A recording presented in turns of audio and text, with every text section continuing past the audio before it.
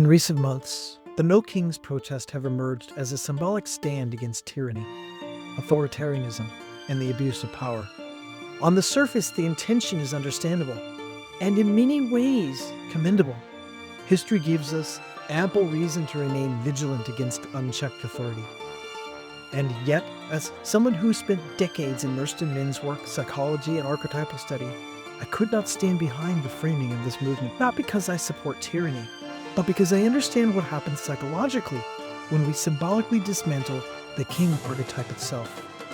This is not semantic objection. It's an archetypal one.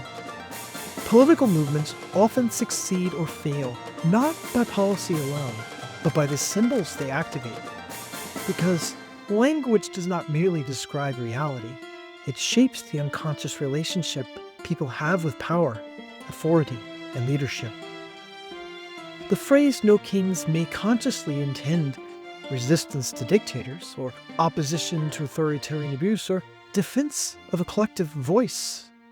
But in the unconscious psyche, it does not land as no tyrants. It lands as power itself is suspect. Authority is inherently dangerous. Leadership is something to be dismantled, not refined. And this distinction matters, especially at a time when society is already struggling with fractured leadership and confused masculinity. Archetypes are not political offices, and one of the central misunderstandings in contemporary discourse is the collapse of archetypal roles into political positions. A king in archetypal psychology is not a monarch, dictator, or ruler by default. The king archetype represents order and coherence, responsibility for the whole, and ethical use of power, combined with blessings, protection, and stewardship. Service to the realm, whether that realm is a family, a community, or a culture. In Jungian and post-Jungian psychology, when the king archetype is healthy, it generates stability and generativity. When it's absent, distorted, or rejected, power does not disappear, it becomes fragmented, chaotic, or tyrannical. And rejecting the king does not eliminate domination. It removes the structure that keeps domination in check. Men's work at its best has spent decades doing something culturally necessary and psychologically delicate, teaching men how to hold power without abusing it.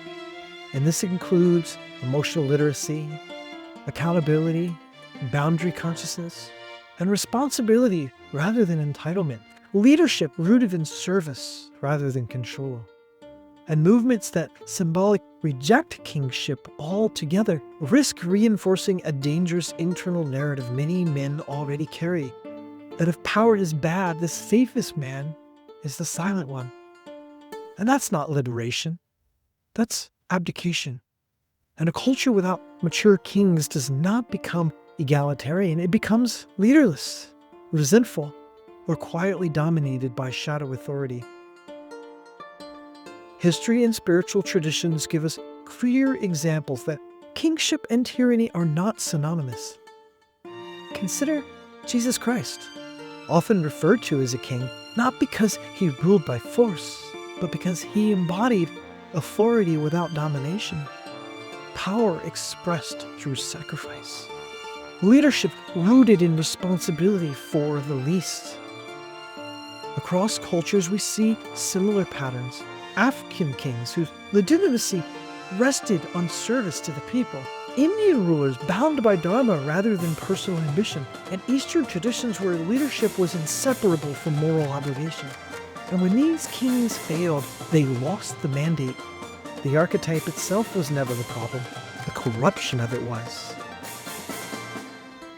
A healthy king archetype embodies order, coherence without rigidity, blessing, recognizing and calling forth others' gifts, boundary, knowing when to say no for the good of the whole, succession, preparing others to lead, not hoarding power, service, authority held for, not over. Its shadows are also well documented. The tyrant, of abuse of power, the weakling, collapsed authority, the absent king, the vacuum of leadership. The solution to the tyrant is not no king. It's the mature king. There's a deeper psychological risk of rejecting kingship because psychology is clear on one point. Power vacuums do not remain empty. And when the mature king is rejected, power reappears in less accountable forms.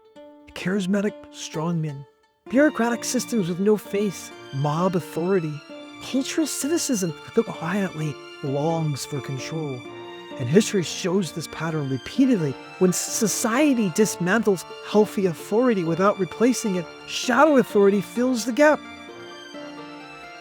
If the goal is justice, accountability, and ethical leadership, then language matters. Instead of no kings, might we say no tyrants?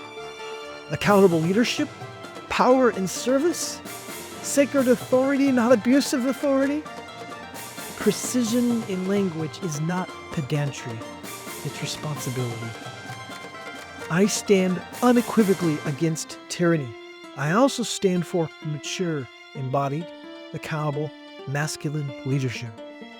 And at a time when men are finally being invited to lead without dominating, protect without controlling, and to serve without disappearing, we must be careful not to burn the throne when what needs removing is the tyrant. Because when there are no kings, someone or something always rules.